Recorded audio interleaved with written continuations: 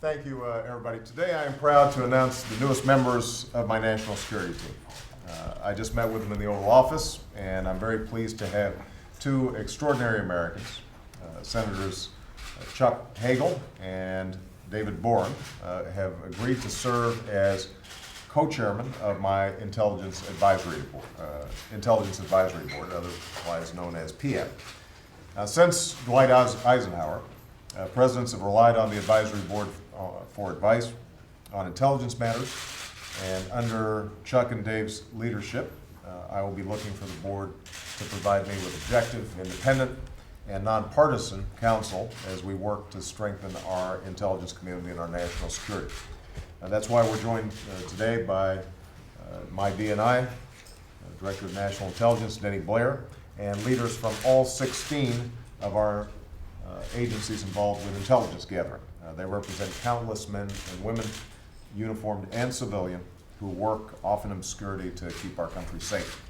Now, in recent months, we've seen some of their successes in partnership with law enforcement and Homeland Security, real progress against Al-Qaeda and its extremist allies. And we thank those behind these successes, and we pledge to continue to provide the utmost support to them. Having Chuck Hagel and Dave Boren next to me, I think, is going to help us do an even better job. Chuck understands that accurate and timely intelligence is essential for effective foreign policy. He served for many years on the Senate Foreign Relations Committee and 6 years on the Senate Select Committee on Intelligence. And I came to appreciate his sound judgments in our travels together overseas, including to Iraq and Afghanistan. He also understands from personal experience the need to protect our troops and provide them with the best possible intelligence during Vietnam.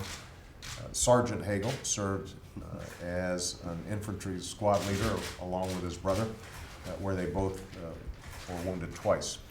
And I thank Chuck for his lifetime of service and his willingness to serve once again. David is a longtime champion of intelligence reform. He was the longest serving chairman in the history of the Senate Select Committee on Intelligence. In that time, he authored the legislation that created an independent inspector general at the CIA and major reforms to our oversight of covert actions.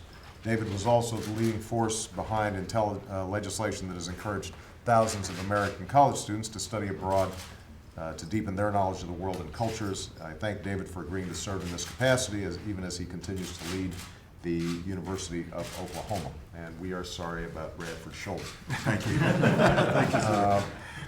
I look forward to working with Chuck and David in their new roles. They will report to me, they will have my full support, and they will have the full cooperation of my National Security Council staff and the organizations represented here. We are off to a good start with this meeting by welcoming the press, which past advisory boards have rarely done. That's a reflection of my administration's commitment to transparency and open government, even when appropriate on matters of national security and intelligence.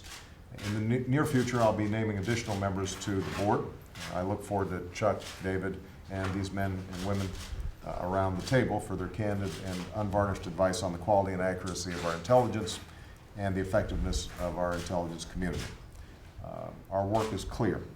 The organizations represented here have made real progress in recent years, but we all agree that more needs to be done to improve the collection of intelligence, to ensure that analysis reaches senior decision makers in a timely way, and to provide strong oversight to ensure that our intelligence activities are consistent with our democratic values and with the rule of law. And the American people, the men and women of our intelligence community as well, deserve nothing less. As I've said in my recent visits to the National Counterterrorism Center and the Joint Terrorism Task Force, we are extraordinarily grateful to them for the hard work without any fanfare that they do to keep the American people safe. That's what I'm committed to doing as president, and that's why I want to again thank Senators Hagel and Boren for agreeing to serve in this capacity. I think they are going to be an invaluable resource to all of us sitting around the table. So, thank you very much, everybody.